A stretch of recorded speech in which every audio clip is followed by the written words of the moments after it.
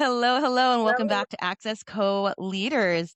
I'm Eileen. I get to host this session with our students from Tacony Academy Charter High School and our guest, Joe Arcangelo, who is the founder and managing partner of Inception Group. Welcome back, Joe. It's good to see you. Likewise, Eileen. Good to see you as well. Awesome, awesome. Joe, can you tell us in the simplest terms, what is Inception Group? What are you guys doing over there? And then what does it mean for you to be the founder and managing partner?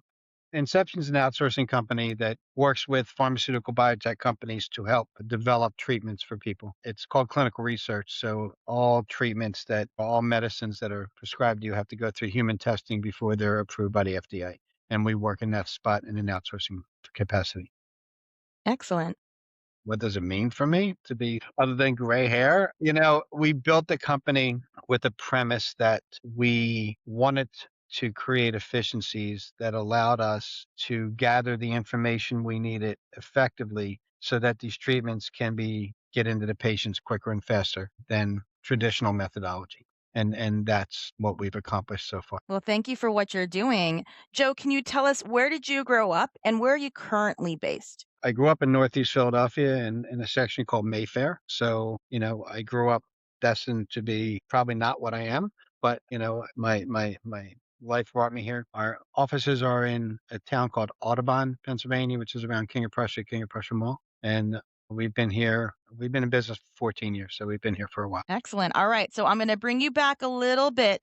Think about your middle school and your high school years. Can you share with our students what kept you busy? What were you doing? I know you were in school, but what kept you busy outside of school? I was an athlete, and growing up, all I ever wanted to be was a professional baseball player. Matter of fact, I had that dream and vision till I was sophomore in college. So that's what kept me busy.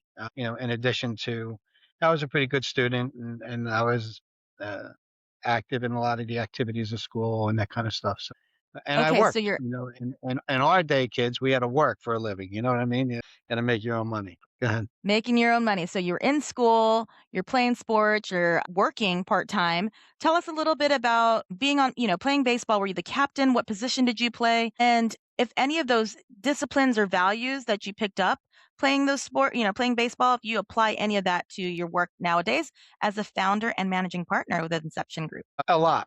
I grew up as a shortstop, which, I guess depending on the baseball team you play on, is kind of one of the leaders of the team. When I went to college, I became a second baseman. And, one of the things that I learned in playing baseball is that, especially baseball, you fail 7 out of 10 times. And when you fail 7 out of 10 times, guess what? You still make the Hall of Fame. You still bat 300. You're still an all star. So you got to get used to understanding and accepting that failure, disappointment is just a stepping stone to get better. Failure, disappointment is just a stepping stone to hone your skills. And I think that has served me extremely well in my life and in specifically this company. Awesome. All right. One last question for me before we hand it off to other students. Joe, tell us a little bit how you made the decision to go into this line of work, starting a business, clinical trials, continuing to do this kind of work right there in the Philadelphia area. I was blessed to have an opportunity to work with a company prior to this for about 16 years that literally is doing exactly what I'm doing now. But there was a caveat to that story, and that is that particular organization chose to sell to another organization that did not have the same measure of delivery, did not have the same measure of service, did not have the same measure of integrity. And I left. I resigned. I was an executive at that other company. I sat on their board. I actually retired because what I found out is executives aren't allowed to quit. But I resigned to open up Inception and to stay true to the values of what we built at the other company, but actually what we are today as this company. Excellent. Well, thank you for sharing that story. Let's hop on over to our students. We'll start off with Miguel. Miguel, what's your first question for Joe? So I wanted to know what was your first job and how did that first job mold you into who you are as a person as of right now, seeing as how you have quite a long history, as you were saying, with pharmacy and biotechnology. I don't think it had anything to do with it. My first job, I was delivering newspapers for a Philadelphia newspaper called the Philadelphia Bulletin. It's now out of business and defunct. One of the things that delivering newspapers. You had to collect your own money. You had to go knock on doors. You had to be friendly to people. You had to deliver on time. You had to make sure the newspapers weren't wet and they were protected. And, in those days, guys, newspapers were big. We didn't have the internet. So, yeah, I was driving my dinosaur to work. I guess you could say that. In any job that you do, there are certain skill sets that, if you pay attention to it, you know, develop who you are and become a part of your overall life as you mature and grow up. So, they're the things that, hard work, being friendly, collecting money, knowing how to make change, stuff like that. That's good. Good discipline that early in your first job. Let's go to Zach. You're up next. My question for Joe is growing up in like the Philadelphia area and obviously as you said, you thought you were destined to, not be where you are now financially and in your career. Do you think that seeing that and like kind of seeing the difference between you and other business owners when you started, did that make you like more hungry and want like even more to succeed than say than like person who grew up with the wealth? Zach, that's a great question. Growing up in Mayfair, I grew up, I would say, lower middle class. My parents didn't have a lot of money. Everything that we got as a family, we had to earn. I was delivering those newspapers so I could buy my own bike, that kind of stuff, right? And, through that, you develop a work ethic that makes sense, and I always grew up because of my background that the more I did, the harder I worked, the better I did at my job, the more opportunities presented themselves to me, and it's not always about money, although, money's not a bad thing to do, but it's about opportunities, about recognizing opportunities. It's about recognizing being able to do things that get you to the next direction, move you up the ladder and the path you want to take. So for me, growing up lower middle class taught me, and my parents taught me a sense of work that has stayed with me today. Thank you. Thank you, Joe. Let's go to Liz. Your first question. Was there any like hobbies or any likes you had in high school that made you want to create a company out of that? No, Liz, I think in high school, I never would have thought I'd be owning my own company. In high school, I will say to you, as a young man, I had gotten fired from a job that I don't understand why I got fired at. And to this day, I don't understand why. But, one of the turning points in my life was sitting in my living room, married with, a young child, thinking to myself, I don't ever want to be in a situation where somebody can make a decision for me that's not in my best interest. So I didn't know what to do. Here I am, little Northeast Philadelphia kid. I was working as a supervisor of something. And, so I studied to be a locksmith, got my real estate license. I got my insurance license. Obviously, none of those things are what I'm doing now. But through that path of hard work yields results, I wound up meeting my mentor. And my mentor, who got me into this business 30 years ago, changed my life. So That's yeah, awesome. if I was in high school, I was probably gonna be a priest or a cop or, a UPS guy. Matter of fact, I was a UPS supervisor for a long time. That's Wow. my Joe, you gave us more content to ask a lot more questions. Priest, cop, UPS delivery, so many directions. Our students now have the information and can ask more questions. But I also wanted to focus on the fact that you found motivation through some adversity and also dug into that resilience of saying, hey, this is not how I can live. Let me figure this out. And you didn't go to school to figure out how to do clinical trials or even run a business. And here you are today. So thank you for sharing that vulnerability. Let's go on to Chris. You get the next question. If you were able to give a piece of advice to your high school self, what would it be? Never give up. Pursue your dreams. Surround yourself with people who support that and let go of the people who don't. It's awesome, Joe. Thank you. Let's bring it back over to Miguel. Your next question. So I noticed how you had mentioned you did have the interest, or you think that you would end up as a police officer, as a priest, or maybe as a UPS worker. The one thing that I noticed in all three of those occupations is that they all help somebody or a group of people out. Would you say that for you, like for the majority part of your life, you've always wanted to have that end goal of just helping as many people out as you can? Another great question. Good job. No, I didn't. Growing up, I was raised to be respectful of others. I was raised to help others as you could. But there was a period in life that I had that I was chasing money. I was chasing gold. I was chasing things that I thought I was supposed to chase. And I was about 27 years old when, again, my mentor gave me an epiphany that actually in life, the more you do for others, the more you get. It's like a perfect scale, and the interesting part about it is the more you get, what's get? It's you're opening up to opportunities that maybe other people who aren't as giving don't get a chance to see, and when you have those opportunities in front of you, and if you have the confidence in yourself to attain them, you do, and the world opens up, and it's just really cool. One of the things, the sign that we have in our office is a Danny Thomas quote that says, success is measured not in how well you do, but how many other people you affected in their lives. And we believe that. So, I yeah. love that, Joe. Thank you for that. I know that you have several quotes in your office, and maybe we'll get to that. But I do want to press in a little bit, lean in a little bit on what you said. The more you do for others, the more you get, and it's a perfect scale. What a fantastic thing for us to lean in, to just really absorb for today. Thank you so much, and especially just taking your time out of your day, and you're still working to spend with our students. So that's awesome. Let's go to Zach. Zach, your next question. My next question for Joe is what made you specifically want to get into clinical trials and like the medicine side of the business? I know it's like hard to break into because there's like a lot of big pharma companies who've been in there hundreds of years or at least like a really long time. So what made you want to do that specifically?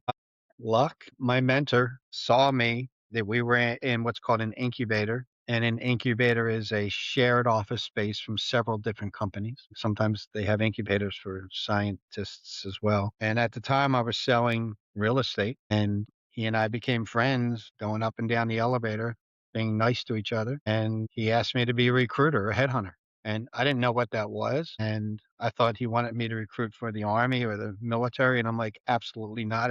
I don't want to do that. But he explained to me what it was. And I actually became a recruiter and spent my first 10 years in business as a recruiter in this industry. So I could have been in any industry.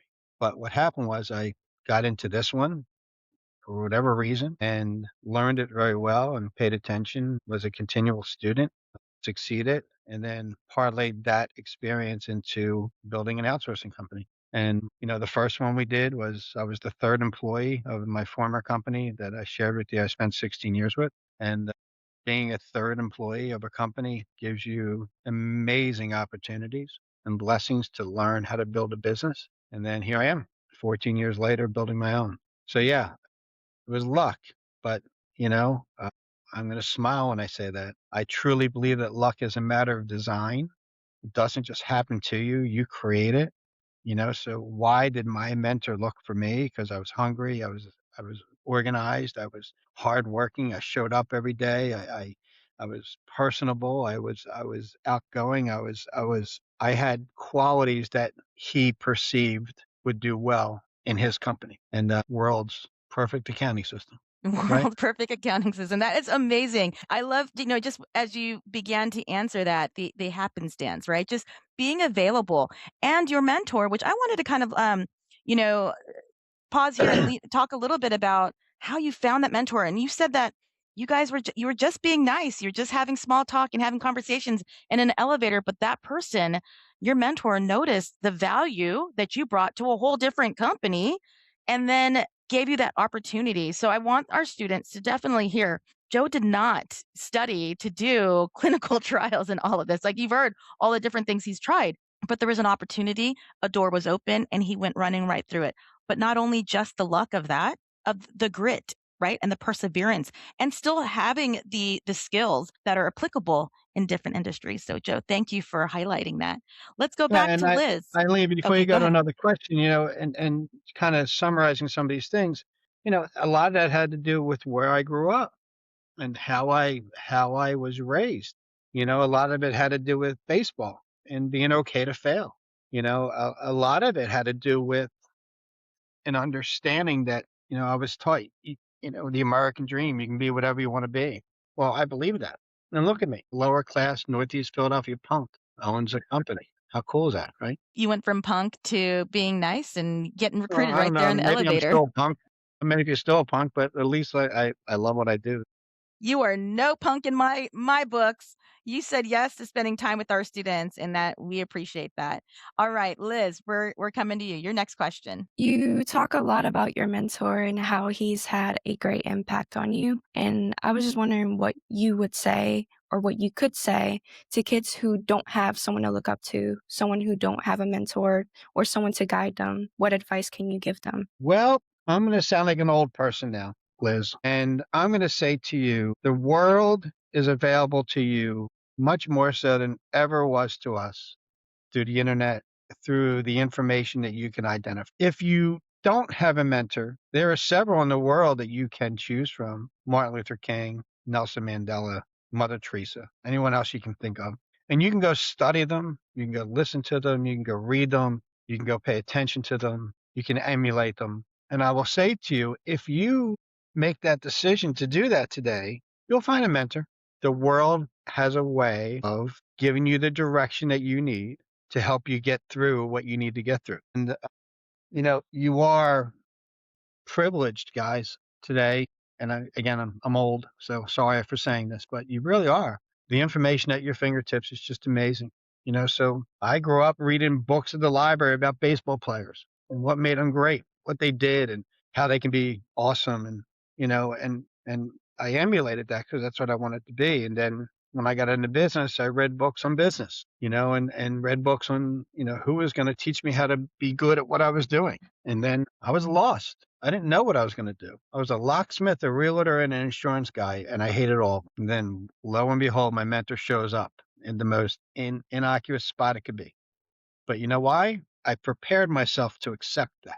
I prepared myself through hard work, drive, motivation, determination, stick-to-itiveness, resiliency, to be able to recognize a mentor who was in front of me. So, So good. Liz, you'll find one. Liz, that you asked about the mentorship, and Joe, in your conversation about how you found your mentor, but also having these kinds of conversations intentionally, right? Some of these conversations about careers and could you be, like he ends up being your mentor happens by accident, right? By happenstance. But what we're doing here is having these conversations intentionally on purpose. And what our students are doing right now, if you can tell, they're listening to your responses and formulating questions on the spot. So kudos to you guys, the Tacony students, for continuing to hone in on your skills, because it's not just going to be on the screen and in our program. You guys are going to translate that into real life, and you're going to find those mentors and people who are going to continue to create access for you and open those doors so you can go run right through it. So let's go to Chris. Your next question for Joe. During the pandemic, how badly was your company impacted by it? Another great question. We weren't. The interesting part about our company is that what we do really well. And in times of critical concerns, economy, pandemic, we survived because we stood the test of time because our foundation was strong. Again, we have lighthouses here, all throughout our offices. The lighthouse, the strength in the tempest of the sea. You only create that strength, but from doing the right thing. And what's doing the right thing? Doing the right thing is going to be individualized for each one of you. But again, I'll say to you that if you're committed to the excellence of who you are, and you're committed to the excellence of creating value for others, there you go. That's the right thing. And we survived, we thrived. We grew 10% in an industry that many of our competitors fell by the wayside. What a proud moment that you can report that, creating values for others. And it's exactly what you said earlier. The more you do for others, the more you get. It's the perfect scale. Thank you for what you do, Joe.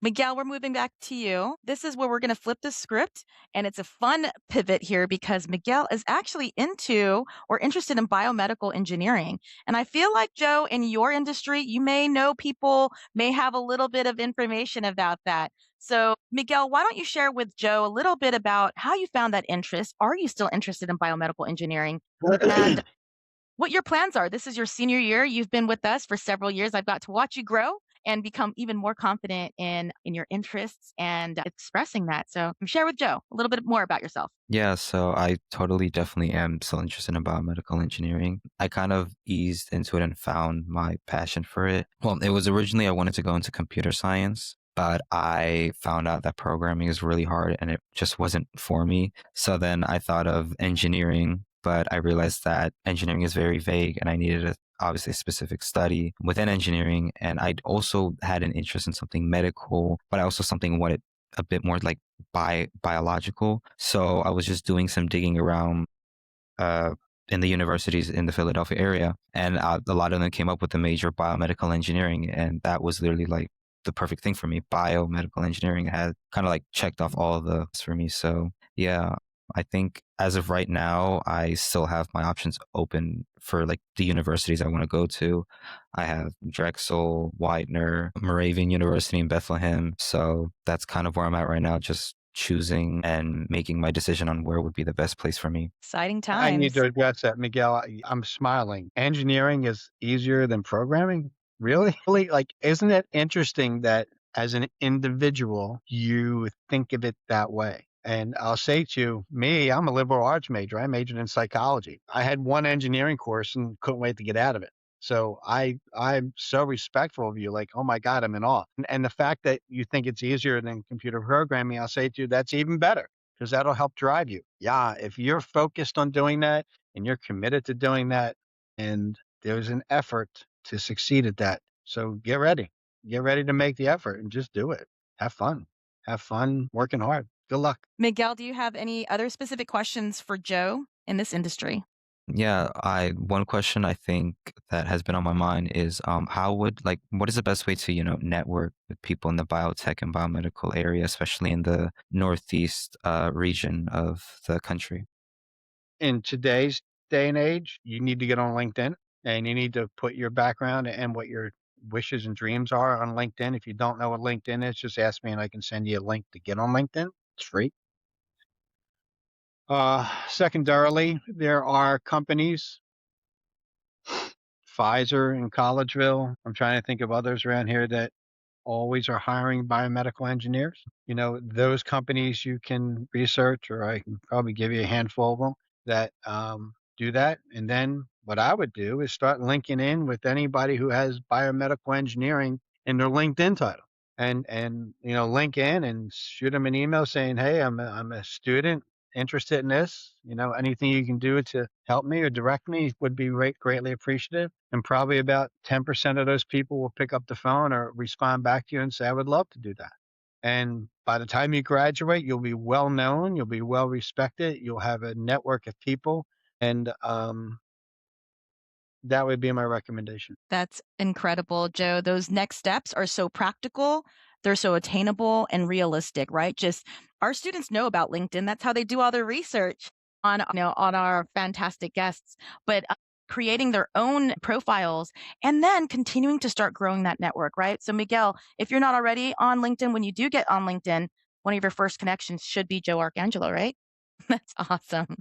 That's awesome. All right, let's go back to Zach. Zach, what's your next question for Joe? This goes to kind of connects with Chris's question about how you guys were affected during COVID. I was thinking about that, and I was also thinking about how like a lot of people, careers, and companies are being affected by like the surge of AI taking over businesses. And I was gonna ask how you feel about that, and if you ever felt threatened, like your business was ever threatened. I wish I had that answer, Zach. AI is a force we're going to need to reckon with, and AI is coming. And there are certain, I call them commoditized things that we may do now that AI can replace and will replace. Do I think AI is a threat to my company? No. And the reason why I say that is we work in a very regulated, highly monitored industry that requires human oversight to evaluate data. And although I can evaluate data through AI, if any time that goes wrong, I'm subject to losing a company. Not so you cannot rest your laurels solely on that. Do I think AI will replace some people and some jobs? Yeah, I do. I think AI has a chance. Like, look at the cell phone. The cell phone replaced thousands of things that you now use the cell phone for, from a camera to a phone to directions to whatever. I think AI will replace maybe secretarial support or legal secretaries or something like that. But again, it's a force we're going to reckon with. It's a situation what scares me is that when they can create a robot that I can inject with 100 different diseases and then inject them with 100 different cures, that might put my business out of business. But until that happens, which I think I'll be long gone and retired by that happens, we're good. So, but AI is a force to be reckoned with. And if anybody has any interest in participating in the AI stream, I would definitely recommend that. It's here. It's coming. It is here. It is here. I will tell you every session we have, it's one of the questions that our students always go to. Something about AI. But Zach, I do know that you are interested in business and finance. So that, relates to the questions that you asked. You're halfway through high school. Why don't you take a minute here and share with Joe a little bit about what you plan to do at this point in high school? What your plans are after you graduate. I'm interested in the finance and business. I want to go into like accounting. Originally, like a year ago, when I was doing West Gold last year, I honestly, or not West Gold, I'm sorry, Real World Leaders last year. I honestly had no idea what I wanted to do. I was still kind of lost, not really sure what my passion was. But I had taken this finance and entrepreneurship internship over the summer, and it kind of opened my eyes, and I found out that wow, like I really do like this stuff. And I got to network with a lot of different people. I got to talk with a lot of different business owners, people in finance, people not in finance. So it was like a really diverse group that I got to talk to. And I found out that doing that can honestly be a lot more helpful than just sitting and trying to think like, what do I like? What do I not like? And I think that really did help me narrow it down to finance and business. Awesome. Thanks, Zach, for sharing that story, that timeline already as a junior in high school. Joe, can you share a little bit of encouragement wisdom with Zach, and especially you as a business owner, like how, any of the wisdom that you can share with him about being interested in business? Please hurry up and get your degree so I can get you over here and hire you. I need financial people. My CFO is my right-hand person. She helps me projections, helps me with business, helps me with things that we're looking at, helps me run the financial portion of our business. Extremely, extremely valuable. Now I need to say something, Eileen, to both Miguel and Zach. I think it is amazing that you guys have an understanding of where you want to go and what you want to do. Matter of fact, when I was a sophomore, I wanted to be a baseball player, so I didn't even think what those odds were. But one of the things I'm going to share with you is I was 27 years old before I got my epiphany of what I wanted to be. Interesting.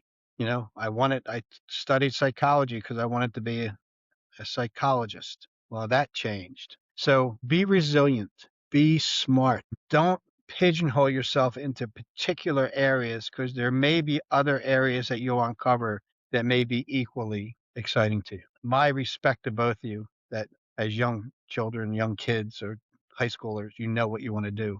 That would have saved me so many years. Right.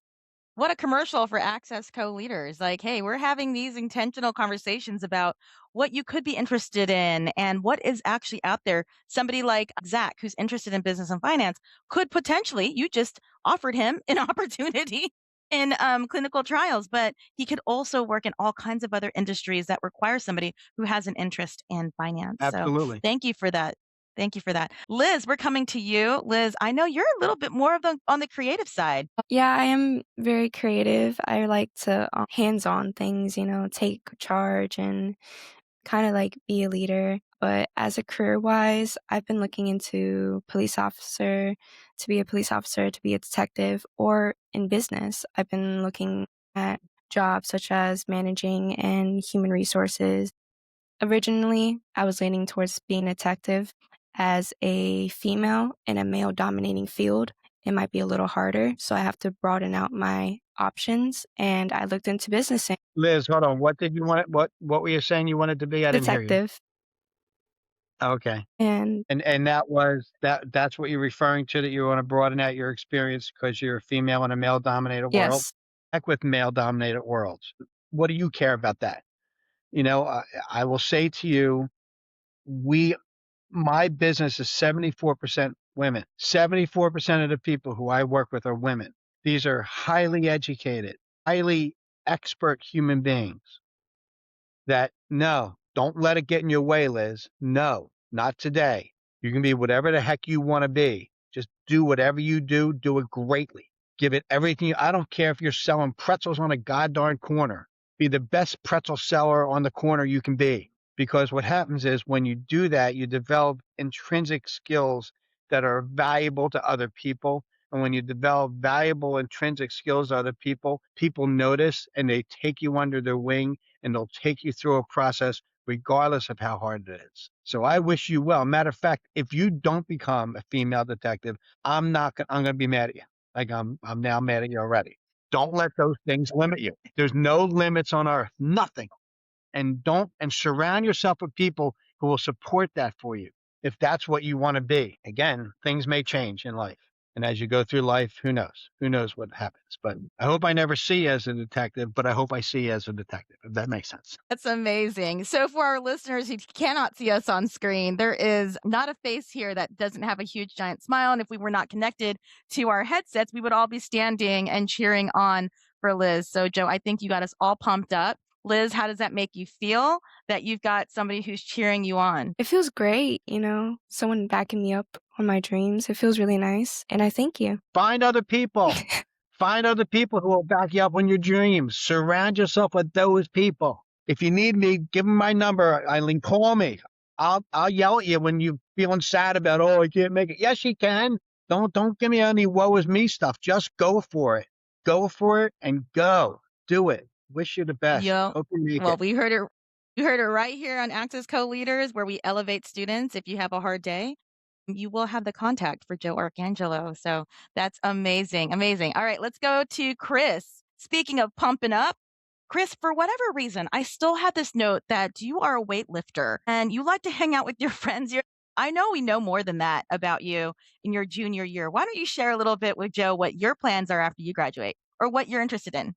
I'm interested in becoming an athletic trainer, and what really inspired me is that like I see like many like great athletes like get injured, like suffer career-ending injuries, and it just makes like me kind of sad because like they're obviously great people. Like for example, Mike Trout, he's an amazing MLB player, multiple MVP winners, many All-Star appearances, batting titles, Gold Gloves, and he's really took a decline from that because of all the injuries he's had in his career. Yeah, I can relate to you. The athletic trainers were my favorite people in the world when I was playing ball. At the end of the day, Chris, if you play hard in any athletic endeavor, you're going to need a trainer because, leaving it all out in the field increases your risk of injury, and it just is what it is. So, yeah, great. Good go. You know, I've had several arthroscopic surgeries on my knees and, I can barely walk now. So maybe I need to hire you to help me give me some PT or something like that. But go. It's a great, great role. And in that environment, you will meet people who are special. You'll meet people who are um, driven beyond belief. Look at the Olympics. For all you guys, look at the Olympics. Look at these people and the dedication that they had to get and do to potentially win a gold. Like, oh my God, they just touched my heart, every one of them. That dedication to get to that level of excellence. Now, I think our maker had something to do with that, gave him some skills, but there's a lot of really highly awesome people who don't succeed. So good luck. Do it.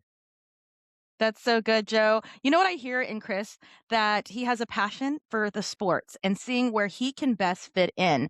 And so he can, name all these athletes and decide, hey, I have a concern for that. And then converting that into something he now wants to study and potentially go into as a career. So, Chris, I applaud you for that and that you're taking those opportunities and you still have time. You're halfway through high school and you get to make those decisions. Chris, now I get to ask you, what resonated with you the most today in our conversation with Joe? What did you pick up? Oh, what really resonated to me is that like he said he came from Mayfair, lower middle, like class type of family, and that kind of reflects to me. Like I'm kind of in the same position as him as well financially and with family and stuff. And it really like kind of inspires me that like I can accomplish what I want no matter where I'm from. That's Hold awesome. on. You're right, Chris. Hear that, Liz? Hear that? You can accomplish no matter what you want, no matter what rate, no matter what gender you are, too. You got it? Thanks, Chris, for letting me segue back to Liz. But go ahead. You go from your the streets that you grow up on to president of a company. That is beautiful, Chris. I'm glad that you picked that up. And then let's go back to Miguel. What did you pick up in our conversation with Joe?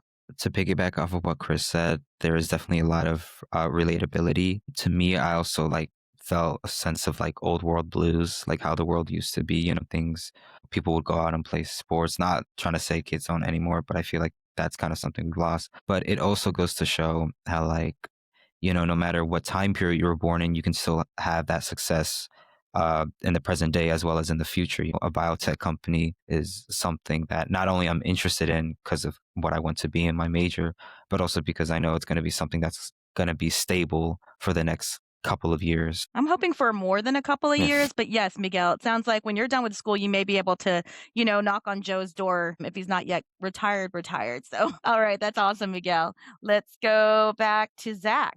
What did you pick up in our conversation today? The thing that resonated with me the most during this meeting was that, uh, like, luck doesn't just happen. You create your own luck. Like how Joe said, like the person recruited him for a reason. He saw he was organized and he was hungry and he hustled. He could use that, and he saw this person and he decided to recruit him. And I think that that's really important. If you put the time in and the work in, it will work out. Yes, that Before we go resilience, to that Liz, grit.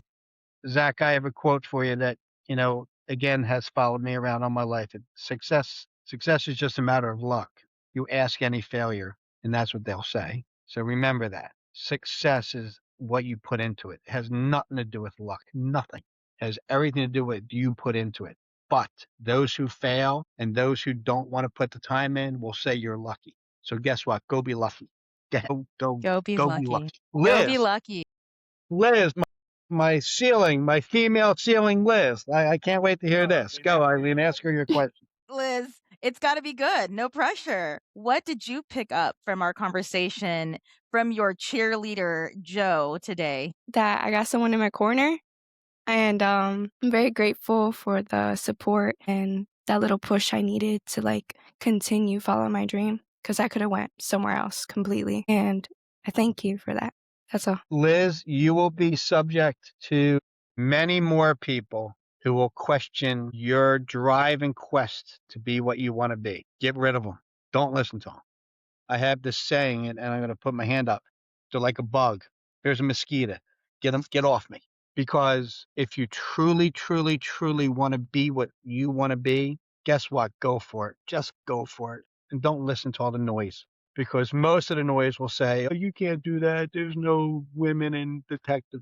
Yes, there are. Yes, there are. Plenty of them. So go for it.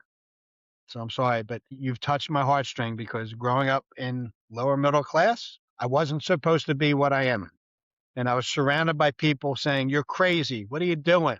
Why are you doing something? You're not making any money. You're poor. You're broke. Yeah, I know. I know. But I have a dream. So have a dream. All of you. Have a dream. Chase it. Have a Smart. dream.